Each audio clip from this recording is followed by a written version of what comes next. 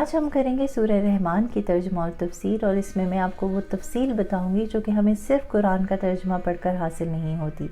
یہ ایک مدنی صورت ہے اور اس میں کل 78 آیات ہیں۔ یہ قرآن پاک کی نفیس ترین صورتوں میں سے ایک صورت ہے جس میں اللہ تعالیٰ نے ہمیں اپنے بے پناہ احسانات یاد دلوائے ہیں اور ہمیں بار بار جھنجھوڑا ہے کہ اللہ کی نعمتیں حاصل کرنے کے باوجود بھی ہم کیا کر رہے ہیں۔ احسان فراموشی اور بے مروتی اچھی باتیں نہیں ہیں۔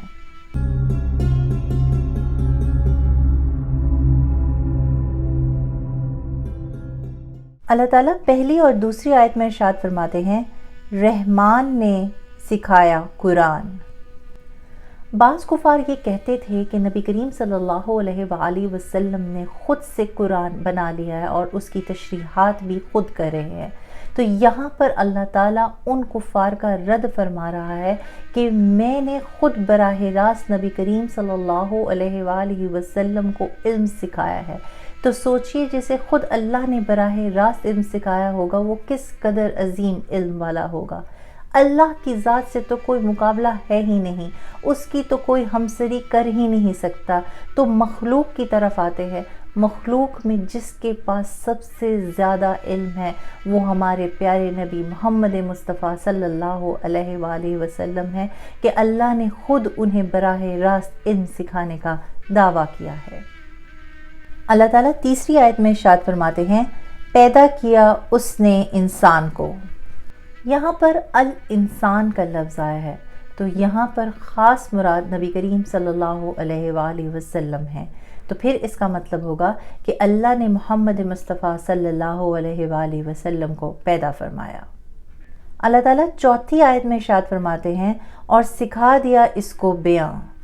مفسرین نے اس آیت کی تفسیر کچھ یوں بیان کی ہے کہ اللہ نے آپ صلی اللہ علیہ وآلہ وسلم کو ما کانا و ما یکون کا بیان عطا فرما دیا، یعنی اللہ نے آپ کو سکھا دیا اور بیان کی قدرت عطا فرما دی کہ جو کچھ ہو چکا اور جو کچھ ہونے والا ہے آپ بیان کر سکتے ہیں۔ پانچویں آیت میں اللہ تعالیٰ ارشاد فرماتے ہیں، سورج اور چاند حساب سے ہیں۔ حساب سے ہیں کہ دو مطلب ہو سکتے ہیں، ایک تو یہ کہ یہ دونوں اپنی منازل بالکل حساب سے طے کرتے ہیں، اور دوسرا یہ کہ آپ ان کے ذریعے بہت سے حساب کتاب کر سکتے ہیں، جیسے دنوں کا، اپنی منازل کا اور عدت وغیرہ کا۔ چھٹی آیت میں اللہ تعالیٰ ارشاد فرماتے ہیں، اور سبزے اور پیڑ سجدہ کرتے ہیں۔ نجم سے مراد ستارہ بھی لیا جا سکتا ہے، لیکن کچھ مفسرین نے اس سے مراد سبزہ لیا ہے کہ یہ اللہ کے آگے سجدہ ریز ہوتے ہیں۔ ہاں، ان کا سجدہ ہمارے شعور کے موافق تو نہیں کہ جیسے ہم جھکتے ہیں ویسے یہ ہمیں جھکے ہوئے نظر آئیں، لیکن یہ بات قرآن سے ثابت ہے کہ یہ اپنی شان کے مطابق اللہ کے آگے سجدہ ریز ہوتے ہیں۔ ہاں، جب ہمارے نبی کریم صلی اللہ علیہ وآلہ وسلم اس دنیا میں جلوہ افروز ہو گئے تو باقاعدہ درخت ان کے آگے جھک جاتے تھے، جانور ان کے آگے جھک جاتے تھے۔ ہاں، لیکن نبی کریم صلی اللہ علیہ وآلہ وسلم نے انسانوں کو سجدہ کرنے سے منع فرمایا۔ حضرت معاذ بن جبل رضی اللہ عنہ جب یمن سے نبی کریم صلی اللہ علیہ وآلہ وسلم کے پاس تشریف لائے تو ان کی بارگاہ میں سجدہ ریز ہو گئے اور کہا کہ میں نے اجمیوں کو اپنے بڑوں کی تعظیم کرتے ہوئے ایسے دیکھا ہے تو سوچا میں آپ کی تعظیم کے طور پہ آپ کو سجدہ کروں۔ تو نبی کریم صلی اللہ علیہ وآلہ وسلم نے ارشاد فرمایا، نہیں، سجدہ اللہ کے سوا کسی کو نہیں ہوگا۔ اور پھر ارشاد فرمایا، اگر میں مخلوق کے لیے مخلوق کو سجدے کو جائز قرار دیتا تو میں بیویوں کو حکم دیتا کہ اپنے شوہروں کو سجدہ کریں۔ بہرحال ہم انسانوں کے لیے دوسرے انسانوں کو سجدہ کرنا نبی کریم صلی اللہ علیہ وآلہ وسلم نے منع فرما دیا۔ اللہ تعالیٰ آیت نمبر 7 میں ارشاد فرماتا ہے، اور آسمان کو اللہ نے بلند فرمایا اور اللہ نے ترازو رکھا۔ اس سے مراد یا تو یہ ہے کہ آخرت میں میزان قائم ہوگا، یا پھر اس سے مراد یہ ہے کہ اللہ نے میزان کو قائم فرمایا تاکہ ہم عدل و انصاف کے ساتھ اور برابری کے ساتھ تولیں اور اس میں کمی بیشی نہ کریں۔ لہٰذا آگے اللہ تعالیٰ ارشاد فرماتے ہیں، اللہ تعالیٰ آیت نمبر 8 میں ارشاد فرماتے ہیں، تاکہ ترازو میں بے اعتدالی نہ کرو۔ یہاں اللہ تعالیٰ حکم فرما رہے ہیں کہ تولنے میں کمی بیشی اور ڈنڈی مت مارو۔ آیت نمبر 9 میں اللہ تعالیٰ ارشاد فرماتے ہیں اور انصاف کے ساتھ ترازو قائم کرو اور وزن نہ گھٹاؤ، یعنی کم نہ کرو۔ یہ بات یاد رکھنی چاہیے کہ جو چیز بھی انسان ناجائز طریقے سے حاصل کرتا ہے وہ چیز اس کی قسمت میں پہلے ہی لکھی جا چکی ہوتی ہے، یعنی اگر وہ ناجائز طریقہ استعمال نہ کرتا تو جائز طریقے سے انشاءاللہ وہ چیز تو اسے حاصل ہو ہی جانی تھی۔ یہاں ایک بات یاد رکھیں کہ یہاں پر چیز کی بات ہو رہی ہے، ذریعے کی بات نہیں ہو رہی ہے۔ اللہ تعالیٰ نے ذریعے کا اختیار انسان کو خود دے دیا ہے کہ وہ یا تو جائز طریقے سے اسے حاصل کر لے یا ناجائز طریقے سے حاصل کر لے۔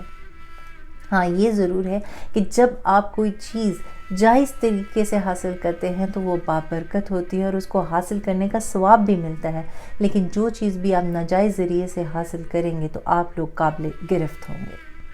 آیت نمبر 10 میں اللہ تعالیٰ ارشاد فرماتے ہیں اور اللہ نے زمین مخلوق کے لیے پیدا فرمائی۔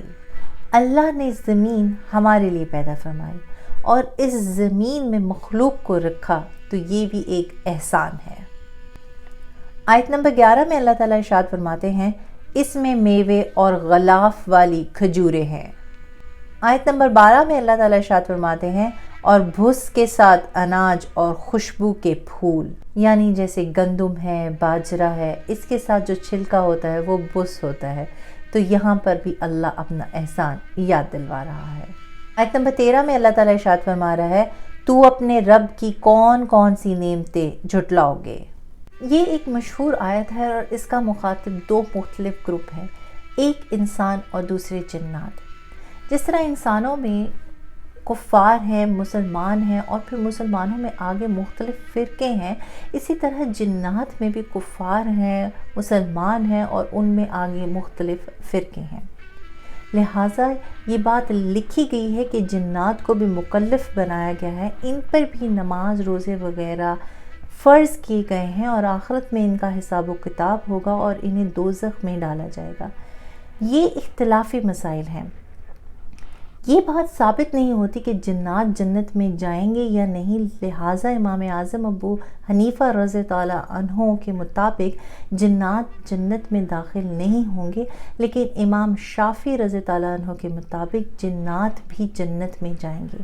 تو پھر اس آیت کا ترجمہ کچھ ایسا ہوگا کہ اے جن و انس تم دونوں اپنے رب کی کون کون سی نعمتوں کو جھٹلاؤ گے۔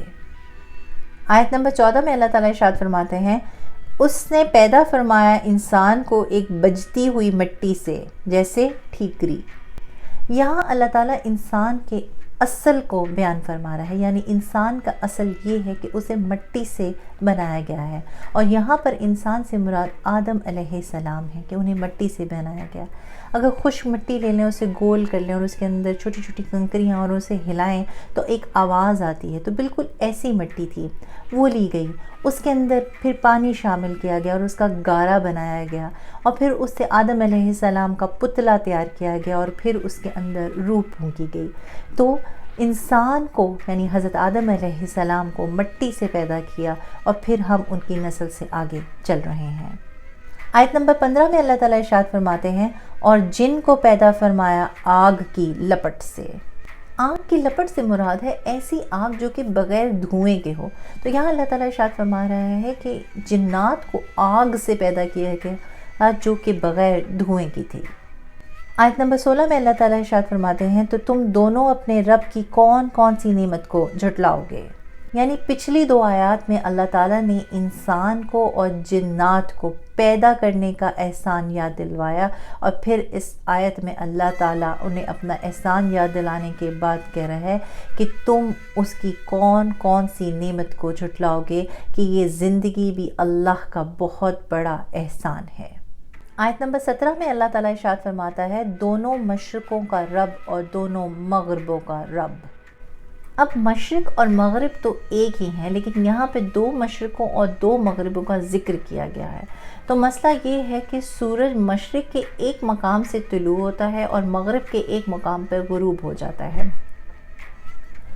لیکن چون موسم تبدیل ہوتا ہے، سردی سے گرمی یا گرمی سے سردی آتی ہے، تو وہ اپنے ایک مقام سے ہٹ کے دوسرے مقام پہ طلوع ہوتا ہے، اور اسی طرح مغرب میں ایک مقام سے ہٹ کے دوسرے مقام پر غروب ہو جاتا ہے۔ اور علماء اکرام نے لکھا ہے کہ تقریباً 80 یا 88 مقامات سورج کے طلوع اور غروب ہونے کے ہیں، لیکن سمت وہی رہتی ہے مشرق اور مغرب کی۔ اب یہاں پر تو 2 مشرق اور 2 مغرب لی ہیں، تو ہم اس طرح سے اس میں یہاں پہ لیں گے کہ پہلے والا مقام ہم لے لیں گے اور آخری والا مقام لے لیں گے طلوع اور غروب کا، اور اس کے درمیان میں جتنے بھی مقامات آئیں گے وہ اسی زمن میں آ جائیں گے۔ لہٰذا اس طرح سے مشرقین اور مغربین یعنی 2 مشرق اور 2 مغرب کا رب صرف اللہ ہے۔ آیت نمبر 18 میں اللہ تعالیٰ ارشاد فرماتا ہے تو تم دونوں اپنے رب کی کون کون سی نعمت کو جھٹلاؤ گے۔ آیت نمبر 19 اور 20 میں اللہ تعالیٰ ارشاد فرماتا ہے اس نے 2 سمندر بہائے کہ دیکھنے میں معلوم ہو ملے ہوئے، اور ان کے درمیان ایک رکاوٹ ہے کہ ایک دوسرے پر سرکشی نہیں کر سکتا۔ دنیا بھر کے تمام دریا سمندر میں جا کر گرتے ہیں، اور اگر ہم ان کے ملنے کا مقام دیکھیں تو ہم دیکھتے ہیں کہ ایک طرف انتہائی کڑوا پانی سمندر کا اور ایک طرف میٹھا پانی دریا کا، اور ایسا ہرگز نہیں ہے کہ سمندر دریا پہ غالب آ جائے اور اس کے پانی کو کڑوا کر دے، یا پھر دریا کا پانی سمندر سے مل کے سمندر کے پانی کو میٹھا کر دے، بلکہ جس مقام پر یہ مل رہے ہوتے ہیں تو یہ اللہ کی عظیم ترین نشانیوں میں سے ایک نشانی ہے کہ ایک طرف میٹھا پانی ہے اور ایک طرف کڑوا پانی ہے۔ آیت نمبر 21 میں اللہ تعالیٰ ارشاد فرماتے ہیں تو تم دونوں اپنے رب کی کون کون سی نعمت کو جھٹلاؤ گے۔ آیت نمبر 22 میں اللہ تعالیٰ ارشاد فرماتے ہیں ان میں سے موتی اور قیمتی پتھر نکلتا ہے، یعنی قیمتی پتھر اور موتی اس سمندر سے نکلتے ہیں۔ اس سمندر میں اللہ نے بہت سی نعمتیں پوشیدہ رکھی ہیں۔ اس سمندر کے اندر انسان کا رزق ہے، جیسے کہ مچھلیاں۔ سالانہ اربوں روپے لوگ اس سمندر سے کماتے ہیں۔ لاکھوں گھرانے اس سمندر کی برکت سے اپنا گھر بار چلا رہے ہیں۔ اس سمندر میں بہت سی نعمتیں پوشیدہ ہیں جو اللہ کا انسانوں پر بہت بڑا احسان ہے۔ آیت نمبر 23 میں اللہ تعالیٰ ارشاد فرماتا ہے تو تم اپنے رب کی کون کون سی نعمت کو جھٹلاؤ گے۔ آیت نمبر 24 میں اللہ تعالیٰ ارشاد فرماتے ہیں اور اسی کے لیے ہیں یعنی اللہ کے لیے ہیں وہ چلنے والیاں یعنی کشتیاں کہ دریا میں اٹھی ہوئی ہیں جیسے پہاڑ۔ اب آپ ذرا غور فرمائیں کہ اس زمانے میں جس زمانے میں یہ آیت نازل ہوئی اس زمانے میں تو اتنی بڑی بڑی کشتیاں نہیں تھی۔ یہ تو آج کل کے زمانے میں اتنے بڑے بڑے بحری جہاز ہیں جو کہ پہاڑ کی مثل دکھائی دیتے ہیں۔ تو یہاں پر اللہ تعالیٰ نے اس چیز کی نشاندہی فرما دی جو کہ مستقبل میں وجود میں آنی تھی، مستقبل میں ایجاد ہونی تھی۔ تو یہ آیت قرآن کی حقانیت کی بہترین آیت ہے۔ آیت نمبر 25 میں اللہ تعالیٰ ارشاد فرماتے ہیں تو تم اپنے رب کی کون کون سی نعمت کو جھٹلاؤ گے۔ آیت نمبر 26 اور 27 میں اللہ تعالیٰ ارشاد فرماتے ہیں زمین پر جتنے ہیں وہ فنا ہونے والے ہیں اور باقی رہے گی تیرے رب کی ذات جو عظمت اور بزرگی والا ہے۔ تو معلوم یہ ہوا کہ فنا کا تصور یہ ہے کہ کوئی بھی اس دنیا میں باقی نہیں رہے گا۔ احادیث کی کتابوں سے یہ بات ثابت ہوتی ہے کہ بعض لوگوں کے جسم مبارک کو کچھ بھی نہیں ہوتا، وہ ویسے ہی محفوظ رہتے ہیں، جیسے علماء اکرام، فقہاء اکرام، باعمل حافظ قرآن، شہداء۔ اور بالفرض اگر کسی عام انسان کے جسم کو کیڑے مکوڑے کھا بھی جاتے ہیں اور وہ جسم ختم ہو بھی جاتا ہے تو ریڑھ کی ہڈی میں ایک ایسا جزو ہوتا ہے جو کہ مزید تقسیم کو قبول کرتا ہی نہیں ہے، اور اسی جزو سے انسان کو دوبارہ کھڑا کیا جائے گا۔ تو معلوم یہ ہوتا ہے کہ سوائے اللہ کے سب فنا ہو جائے گا، صرف ایک اللہ کی ذات ایسی ہے جو کہ فنا نہیں ہو سکتی، لہٰذا اللہ کو ہر ایک چیز پہ فوقیت اور عظمت حاصل ہے۔ آیت نمبر 28 میں اللہ تعالیٰ ارشاد فرماتے ہیں تو تم اپنے رب کی کون کون سی نعمت کو جھٹلاؤ گے۔ آیت نمبر 29 میں اللہ تعالیٰ ارشاد فرماتے ہیں سوال کرتے ہیں، مانگتے ہیں اسی رب سے وہ جو آسمانوں میں ہے اور جو زمین میں ہے، ہر دن وہ ایک کام میں ہے۔ اس آیت کا خلاصہ کلام یہ ہے کہ دنیا میں جو کوئی بھی ہے چاہے وہ انبیاء کرام ہوں، صحابہ کرام ہوں، اولیاء کرام ہوں، فرشتے ہوں، اپنی بقا کے لیے اللہ کے محتاج ہیں۔ وہ جسے چاہے باقی رکھے، جسے چاہے ختم کر دے، جسے چاہے کسی اور شکل میں بدل دے، سب کچھ صرف میرے اللہ کے ہاتھ میں ہے۔ یہ اور بات ہے کہ ہم دیکھتے ہیں کہ اللہ کی عادت کریمہ ہے کہ وہ کسی نہ کسی وسیلے سے انسان کو عطا کرتا ہے۔ اس سے دنیا میں کچھ اسباب پیدا کرتی ہیں جس کے ذریعے وہ عطا کرتا ہے، ورنہ چاہے تو وہ ویسے بھی عطا کر سکتا تھا۔ مثلا جب ہم بیمار ہو جاتے ہیں تو شفا کا ذریعہ اس نے دوائیوں کو، ڈاکٹروں کو، طبیبوں کو، حکیموں کو بنا دیا، ورنہ چاہے تو وہ براہ راست بھی شفا عطا کر سکتا تھا۔ اسی طرح اگر ہم نعمتوں کا حصول دیکھیں تو اس کے لیے ہمیں محنت کرنی پڑتی ہے، جیسے کہ ہم کاروبار کرتے ہیں، جیسے کہ ہم نوکری کرتے ہیں، پھر اس محنت سے ہمیں اللہ عطا کرتا ہے وہ کمائی جس سے ہم کھانا خریدتے ہیں اور پھر اسے پکاتے ہیں اور پھر کھاتے ہیں، جو کہ ہمارے توانائی کا سبب بنتا ہے، ورنہ چاہے تو وہ ہمیں براہ راست بھی توانائی دے سکتا تھا۔ تو دیکھا جائے تو ہر چیز اللہ کی بارگاہ سے ملتی ہے، لیکن بغیر سبب کے نہیں ملتی۔ آگے اللہ تعالیٰ ارشاد فرماتا ہے کہ اسے ہر روز ایک کام ہے۔ کچھ یہودی معاذ اللہ کہتے تھے کہ اللہ سنیچر کے دن ہر کام سے معطل ہو کر بیٹھ جاتا ہے۔ یہاں اللہ تعالیٰ اس کا رد فرما رہا ہے کہ اللہ تعالیٰ کو ہر روز ایک کام ہے، یعنی ایک کام سے مراد صرف ایک کام ہی نہیں ہے بلکہ ہزاروں کام ہیں۔ اگر ہم ایک چھوٹا سا کام لے لیں جو کہ اللہ کے لیے چھوٹا ہے، کہ غذا کی تقسیم کرنی ہے، تو ہم دیکھتے ہیں کہ ہر روز کروڑوں مخلوق کو غذا کی تقسیم کرنا، انسان ہو، چرند ہو، پرند ہو، جنات ہوں، کروڑوں کیڑے مکوڑے ہوں، اور پھر ہر ایک کی غذا مختلف، ہر ایک کی غذا کی مقدار مختلف، تو ہماری عقل تھک کر بیٹھ جائے گی، لیکن ہم اس کے وسعت کا اندازہ نہیں کر سکتے جو کام اللہ کر رہا ہے۔ اللہ تعالیٰ آیت نمبر 30 میں ارشاد فرماتا ہے تو تم اپنے رب کی کون کون سی نعمت کو جھٹلاؤ گے۔ آیت نمبر 31 میں اللہ تعالیٰ ارشاد فرماتا ہے جلد سب کام نپٹا کر ہم تمہارے حساب کا قصد فرماتے ہیں، اے دو بھاری گروہ۔ یہاں دو گروہ سے مراد جنات اور انسان ہیں، کہ ایک وقت آئے گا کہ سب کچھ دنیا میں ختم ہو جائے گا اور پھر اللہ کی معیشت اور ارادے کے مطابق قیامت قائم ہوگی۔ حضرت آدم علیہ السلام سے لے کر قیامت تک کے سب انسان، چرند پرند، جنات میدان محشر میں اکٹھے ہو جائیں گے اور پھر اللہ تعالیٰ ان کا حساب و کتاب لے گا۔ ہر شخص اپنا نامہ اعمال پڑھے گا، اسے اس کی غلطیوں کا احساس دلایا جائے گا، اسے اس کی نیکیاں بتلائی جائیں گی۔ تو سوچیں، اندازہ لگائیں وہ کیسا حساب ہوگا۔ کروڑوں کھربوں لوگ، جس کا ہم اندازہ بھی نہیں لگا سکتے کہ کتنے لوگ ہوں گے، ہر ایک کا اللہ حساب کرے گا۔ یہ ہماری نظر میں مشکل ہے، لیکن اللہ کے لیے مشکل ہرگز نہیں ہے۔ تو ہمیں ان چیزوں پر غور و تفکر کر کے اللہ کی عظمت کا اندازہ لگانا چاہیے۔ آیت نمبر 32 میں اللہ تعالیٰ ارشاد فرماتے ہیں تو تم اپنے رب کی کون کون سی نعمت کو جھٹلاؤ گے۔ آیت نمبر 33 میں اللہ تعالیٰ ارشاد فرماتے ہیں اے جنات اور انسان کے گروہ، اگر تم طاقت رکھتے ہو کہ تم نکل جاؤ آسمانوں اور زمین کے کناروں سے تو تم نکل جاؤ، جہاں نکل کے جاؤ گے اسی کی سلطنت ہے۔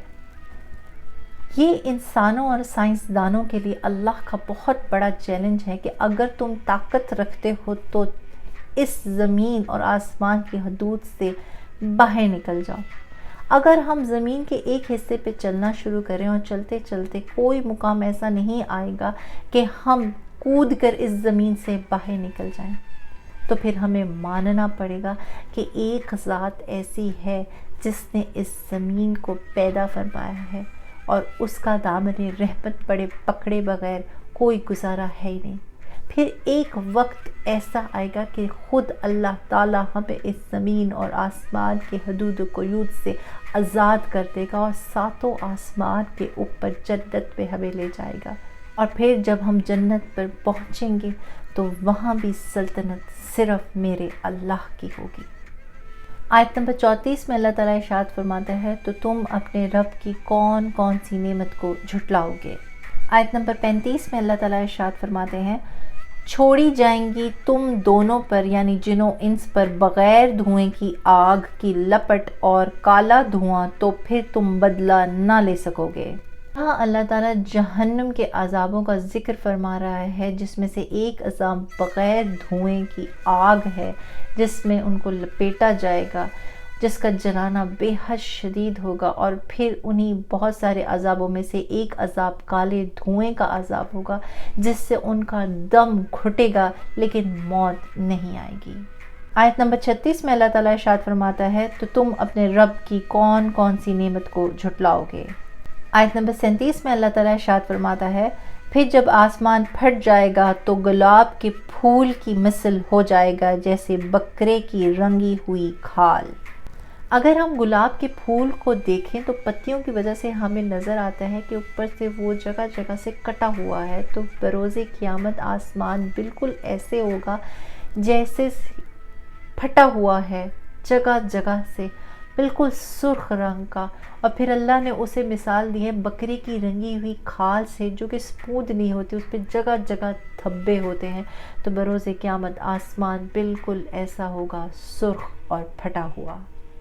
آیت نمبر 38 میں اللہ تعالیٰ ارشاد فرماتے ہیں تو تم اپنے رب کی کون کون سی نعمت کو جھٹلاؤ گے۔ آیت نمبر 39 میں اللہ تعالیٰ ارشاد فرماتے ہیں تو اس دن گنہگار کے گناہ کی پوچھ نہ ہوگی کسی آدمی اور جن سے۔ مطلب یہاں پر یہ ہے کہ کسی انسان اور جن سے کسی دوسرے انسان اور جن کے بارے میں سوال و جواب نہیں ہوگا۔ ہر شخص اپنے اعمال کا ذمہ دار خود ہوگا۔ اب اگر کہا جائے کہ ایک شخص یہ کہتا ہے کہ میں حرام صرف اسی لیے کماتا ہوں کیونکہ میرے بیوی اور بچے اس پر اصرار کرتے ہیں، تو اس شخص کو معصوم سمجھ کے چھوڑ نہیں دیا جائے گا، اور اس کے بیوی اور بچوں سے اس کے اس حرام کمائی کی باز پرس نہیں ہوگی۔ ہر شخص اپنے کام کا، اپنے اعمال کا ذمہ دار خود ہوگا۔ اور پھر اسی آیت سے ثابت ہوتا ہے کہ جنات کو بھی مکلف بنایا گیا ہے، ان سے بھی باز پرس ہوگی۔ آیت نمبر 40 میں اللہ تعالیٰ ارشاد فرماتے ہیں اور تم اپنے رب کی کون کون سی نعمت کو جھٹلاؤ گے۔ آیت نمبر 41 میں اللہ تعالیٰ ارشاد فرماتے ہیں پہچانے جائیں گے مجرم اپنے چہروں کے ساتھ، تو پکڑا جائے گا انہیں پیشانی کے ذریعے اور پاؤں کے ذریعے، یعنی ان کے چہرے سیاہ ہو جائیں گے اور دور سے دیکھ کر وہ پہچانے جائیں گے کہ یہ گنہگار لوگ ہیں، اور پھر انہیں پیشانی سے اور پاؤں سے پکڑا جائے گا، یعنی کہ فرشتے ان کو پاؤں سے پکڑ کے اس طرح سے گھسیٹیں گے کہ وہ پیشانی کے بل رگڑتے ہوئے جائیں گے، اور فرشتے انہیں اٹھا کے جہنم میں پھینک دیں گے۔ لیکن انشاءاللہ تعالیٰ یہ معاملہ مسلمانوں کے ساتھ نہیں ہوگا۔ بارہا مفسرین نے یہ لکھا ہے کہ یہ رسوائی کفار کے لیے، مشرکین کے لیے اور منافقین کے لیے ہوگی۔ اگر ایک مسلمان کو جہنم میں ڈالا بھی جاتا ہے تو وہ اپنی سزا پوری کر کے، بارہا حدیث سے یہ بات ثابت ہے کہ اسے دوبارہ جنت میں بھیج دیا جائے گا۔ مسلمان کا ایمان پر مرنا ہی اسے ذلتوں اور رسوائی سے انشاءاللہ بچا لے گا۔ آیت نمبر 42 میں اللہ تعالیٰ ارشاد فرماتا ہے تو تم اپنے رب کی کون کون سی نعمت کو جھٹلاؤ گے۔ آیت نمبر 43 میں اللہ تعالیٰ ارشاد فرماتا ہے یہ ہے وہ جہنم وہ جو جھٹلاتے تھے اس کو مجرمین۔ تو وہ لوگ جو کہ جھٹلاتے تھے جہنم کو اور کہتے تھے کہاں ہے وہ جہنم، تو انہیں جہنم کے سامنے لا کر کھڑا کیا جائے گا اور انہیں بتلایا جائے گا کہ یہ ہے وہ جہنم جسے تم جھٹلاتے تھے۔ آیت نمبر 44 میں اللہ تعالیٰ ارشاد فرماتے ہیں پھیرے طواف کریں گے اس میں اور انتہا کے جلتے کھولتے پانی میں، یعنی یہ لوگ عذابات کے درمیان میں ہوں گے، مسلسل انہیں عذابات میں گھمایا جائے گا۔ آیت نمبر 45 میں اللہ تعالیٰ ارشاد فرماتا ہے تو تم اپنے رب کی کون کون سی نعمت کو جھٹلاؤ گے۔ آیت نمبر 46 میں اللہ تعالیٰ ارشاد فرماتا ہے اور اس شخص کے لیے جو کھڑا ہوا اپنے رب کے سامنے کھڑے ہونے سے 2 جنتیں ہیں۔ ڈرنا ایک قلبی کیفیت ہوتی ہے جو کسی خطرے سے، اندیشے سے، نقصان سے پیدا ہونے سے دل میں پیدا ہوتی ہے۔ تو یہاں اللہ تعالیٰ اس شخص کا ذکر فرما رہا ہے کہ جو اللہ سے ڈرا، اس کے سامنے کھڑے ہونے سے ڈرا، تو اللہ اسے 2 باغات سے نوازے گا۔ اب اس ڈر جو انسان کے اندر اللہ کا پیدا ہوا ہے، وہ کچھ تقاضے بھی کرتا ہے کہ اگر میں نے نماز نہ پڑھی تو میں جہنم میں جاؤں گا، تو وہ اپنی اصلاح کرتا ہے اور نمازیں شروع کرتا ہے۔ پھر کسی وجہ سے اگر اس کی نماز چھوٹ جاتی ہے تو اس کے دل میں ڈر پیدا ہوتا ہے کہ اگر میں نے معافی نہ مانگی تو میں جہنم میں جا سکتا ہوں، تو وہ اللہ سے معافی مانگتا ہے اور اپنی اصلاح کر کے دوبارہ سے نمازیں پوری کرتا ہے۔ تو ایسے شخص کے لیے جو اللہ سے ڈرا، اللہ نے اس سے 2 باغات، 2 جنت کے باغات کا وعدہ فرمایا ہے۔ حضرت عمر فاروق رضی اللہ عنہ کے دور میں ایک شخص تھا، ایک نوجوان تھا، وہ بہت عبادت گزار تھا۔ وہ ہر روز رات عشاء کی نماز پڑھنے کے بعد اپنے باپ کی خدمت میں حاضر ہوتا اور ان کی خدمت کرتا۔ راستے میں ایک بدکار عورت تھی جو کہ اسے اپنی طرف برائی کی دعوت دیتی تھی۔ وہ ہمیشہ قطع نظر کرتا، لیکن بہرحال انسان ہے، اس کے اندر اس کا نفس ہے۔ ایک دن اس کی نگاہ اس عورت پر جا پڑی۔ اس عورت نے اس کو برائی کی دعوت دی تو وہ اس کی طرف مائل ہو گیا۔ وہ اس عورت کی طرف بڑھ رہا تھا تو اس کے دل میں اللہ کا خوف پیدا ہوا اور اسے کچھ آیات یاد آئیں جس کا مفہوم یہ ہے کہ جو شخص اللہ سے ڈرتا ہے اور شیطان اسے وسوسہ پہنچاتا ہے تو وہ اللہ کی طرف مائل ہوتا ہے۔ جب یہ آیات یاد آئیں تو ایک زوردار چیخ مار کر وہ بے ہوش ہو گیا۔ اس کا باپ اس کا انتظار کر رہا تھا۔ جب وہ بیٹا ادھر نہ پہنچا تو وہ باپ اس تک پہنچا اور کچھ آدمیوں کے ذریعے اسے اٹھا کر اپنے گھر لے آیا۔ اس لڑکے کو جب ہوش آیا تو سب نے پوچھا کہ صحیح بتاؤ کہ معاملہ کیا تھا، تو اس شخص نے اس سے سب کچھ بتایا کہ ہوا کیا۔ اب پھر اس کے دل میں اس قدر اللہ کا خوف پیدا ہوا کہ اس نے ایک اور زوردار چیخ ماری اور بے ہوش ہو گیا۔ جب اس کے باپ نے اسے دیکھا تو معلوم ہوا کہ وہ شخص انتقال کر گیا ہے۔ ان لوگوں نے مل کر اس کا نماز جنازہ ادا کیا اور اس کی تدفین کر دی۔ روایات میں آتا ہے کہ حضرت عمر فاروق رضی اللہ عنہ اس شخص کی عبادت پہ تعجب کرتے تھے، وہ اس قدر عبادت گزار شخص تھا۔ حضرت عمر فاروق رضی اللہ عنہ کو جب یہ معاملہ پتہ چلا تو وہ اس کے باپ کے گھر تشریف لے گئے اور پوچھا کہ ہمیں کیوں نہ بلایا اس کے جنازے پہ، تو انہوں نے کہا کہ رات بہت ہو چکی تھی، ہم نے مناسب نہیں سمجھا۔ حضرت عمر فاروق رضی اللہ عنہ اس شخص کی قبر پر تشریف لے گئے، اس کی قبر پہ سورہ رحمان کی اس آیت کی تلاوت فرمائی۔ روایات میں آتا ہے کہ قبر سے آواز آئی کہ اے امیر المومنین، بے شک اللہ نے مجھے 2 جنتوں سے نوازا ہے۔ انسان کے دل میں اللہ کا ڈر ضرور اللہ کی بارگاہ میں مقبول ہوگا، اور یہ بھی ہو سکتا ہے کہ صرف اس قلبی کیفیت سے ہی اللہ اس کی بخشش فرما دے۔ نمبر 47 میں اللہ تعالیٰ ارشاد فرماتا ہے، اور تم اپنے رب کی کون کون سی نعمت کو جھٹلاؤ گے۔ آیت نمبر 48 میں اللہ تعالیٰ ارشاد فرماتا ہے، یہ جنتیں بہت سی ڈالیوں والی ہیں۔ یہاں اللہ تعالیٰ جنت کی خصوصیت بیان فرما رہا ہے کہ ان جنتوں میں بہت سی شاخیں ہیں اور ان میں بہت سے میوے لگے ہیں۔ آیت نمبر 49 میں اللہ تعالیٰ ارشاد فرما رہا ہے، اور تم اپنے رب کی کون کون سی نعمت کو جھٹلاؤ گے۔ آیت نمبر 50 میں اللہ تعالیٰ ارشاد فرما رہا ہے، ان میں 2 چشمے بہتے ہیں۔ مفسرین نے بیان کیا ہے کہ ایک چشمہ تو پانی کا ہوگا اور ایک چشمہ شراب کا ہوگا۔ دنیاوی شراب کڑوی اور اس کے پینے کے بعد بےحودگی طاری ہوتی ہے، جبکہ جنت کی شراب خوش ذائقہ بھی ہوگی اور اس کے پینے کے بعد کوئی بےحودگی طاری نہیں ہوگی، بلکہ سرور ہی سرور اور راحتیں ہی راحتیں ہوں گی۔ آیت نمبر 51 میں اللہ تعالیٰ ارشاد فرماتا ہے، اور تم اپنے رب کی کون کون سی نعمت کو جھٹلاؤ گے۔ آیت نمبر 52 میں اللہ تعالیٰ ارشاد فرماتا ہے، ان دونوں جنتوں میں ہر پھل کا، ہر میوے کا ایک جوڑا ہے۔ یا تو اس سے مراد یہ ہے کہ جنت میں ہر طرح کا پھل کم از کم 2 تو ضرور ہوں گے، یا اس سے مراد یہ ہے کہ ہر پھل کے 2 ذائقے ہوں گے، 2 in 1 جسے کہہ سکتے ہیں کہ ایک طرف سے کھائے گا ایک ذائقہ آئے گا، دوسری طرف سے کھائے گا تو دوسرا ذائقہ آئے گا، اور وہ ذائقہ کیسا ہوگا یہ صرف اللہ ہی جانتا ہے۔ بے شک ہر ذائقہ پیدا کرنے والا، صرف اور صرف میرا رب ہے۔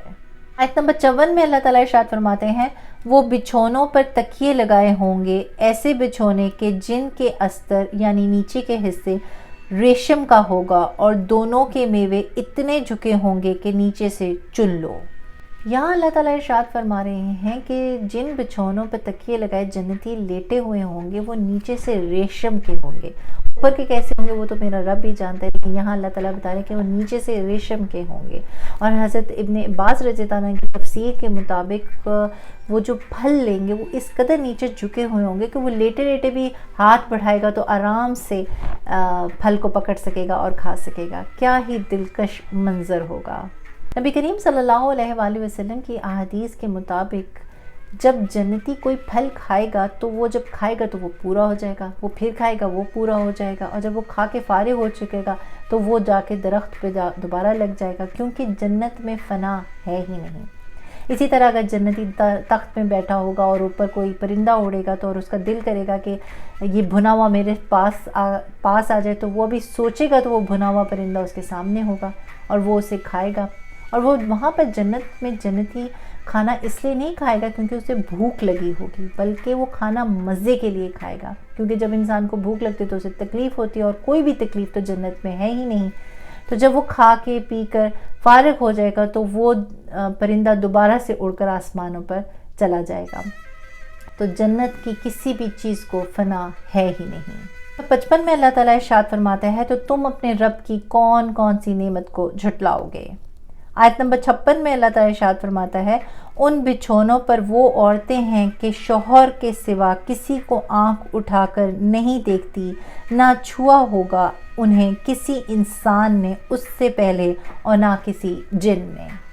یہاں اللہ تعالیٰ انعام کا تذکرہ فرما رہا ہے اس شخص کو جس نے دنیا میں اپنی نفسانی خواہشات کو قابو میں رکھا ہوگا، جس نے دنیا کی وقتی لذت کو چھوڑ کے دائمی لذت کو ترجیح دی ہوگی، جس نے اللہ کی رضا کو فوقیت دی ہوگی، تو اس کے لیے انعام ہوگا ایسی حوروں کا جن کو نہ تو کبھی کسی نے دیکھا ہوگا، نہ کسی نے چھوا ہوگا، اور نہ ان حوروں نے کسی کو دیکھا ہوگا۔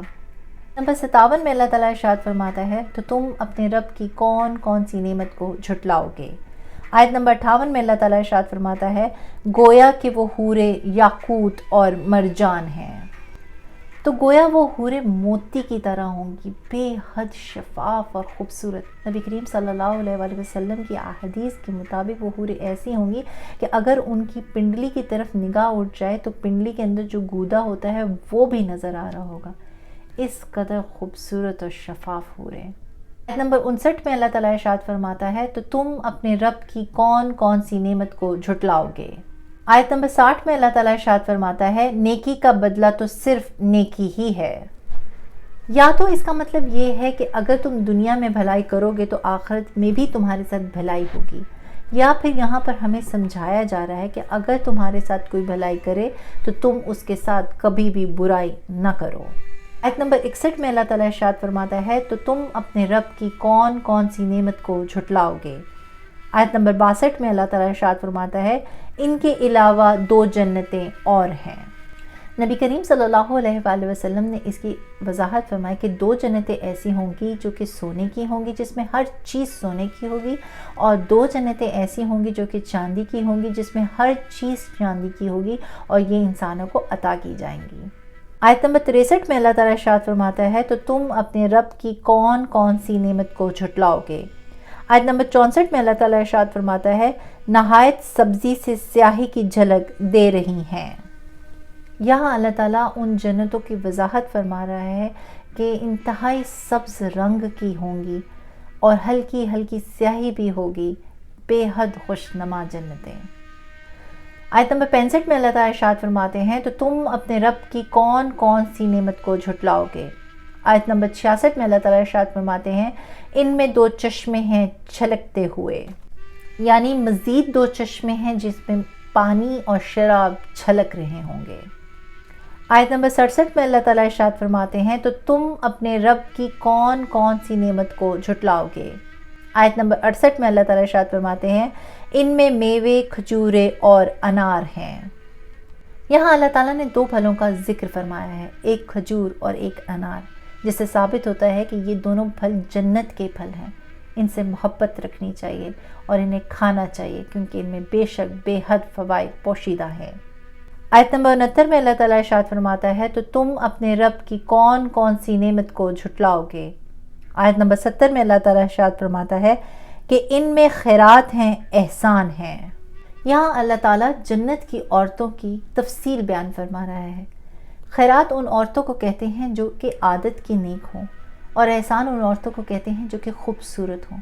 تو وہ عورتیں جنت کی عورتیں ہوں گی جو کہ نیک سیرت بھی ہوں گی اور خوبصورت بھی ہوں گی۔ نمبر 71 میں اللہ تعالیٰ ارشاد فرماتے ہیں تو تم اپنے رب کی کون کون سی نعمت کو جھٹلاؤ گے۔ آیت نمبر 72 میں اللہ تعالیٰ ارشاد فرماتے ہیں ان جنتوں میں ایسی حوریں ہیں جو خیموں میں پردہ نشین ہیں۔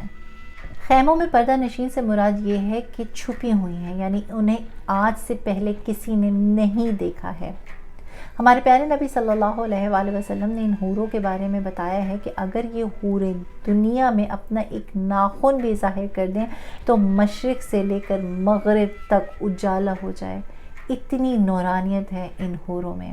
جنت میں بدنگاہی کا کوئی تصور نہیں ہے کہ پردہ وغیرہ کیا جائے، بلکہ یہاں ہمیں سمجھانا مقصود ہے کہ ان حوروں کو آج سے پہلے کسی نے نہیں دیکھا ہے، اور اللہ تعالیٰ نے خاص جنتیوں کے لیے انہیں مقرر فرمایا ہے۔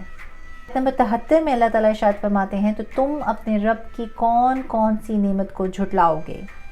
آیت نمبر 74 میں اللہ تعالیٰ ارشاد فرماتے ہیں ان سے پہلے انہیں نہ کسی آدمی نے ہاتھ لگایا ہے اور نہ کسی جن نے۔ آیت نمبر 75 میں اللہ تعالیٰ ارشاد فرماتے ہیں تو تم اپنے رب کی کون کون سی نعمت کو جھٹلاؤ گے۔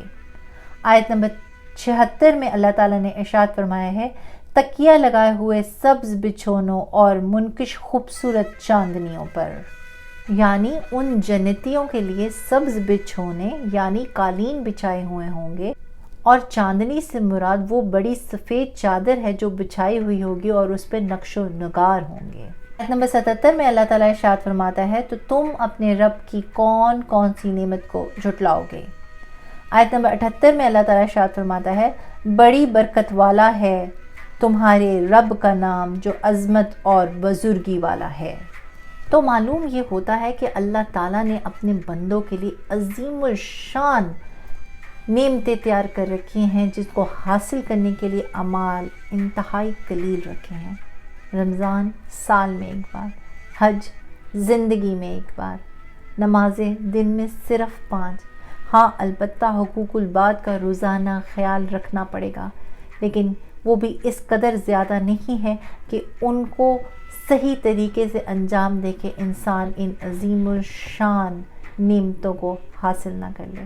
لہٰذا انسان کو ہر دم کوشش کرنی چاہیے کہ اللہ نے جو چیزیں ہمارے لیے تیار کر رکھی ہیں ہم انہیں حاصل کریں۔ یہ تھی سورہ رحمان کی ترجمہ اور تفسیر۔ اللہ تعالیٰ میرے اور آپ کے علم میں اضافہ فرمائے اور ہماری ہر غلطی، کوتاہی اور گناہ کو معاف فرما دے۔ آمین۔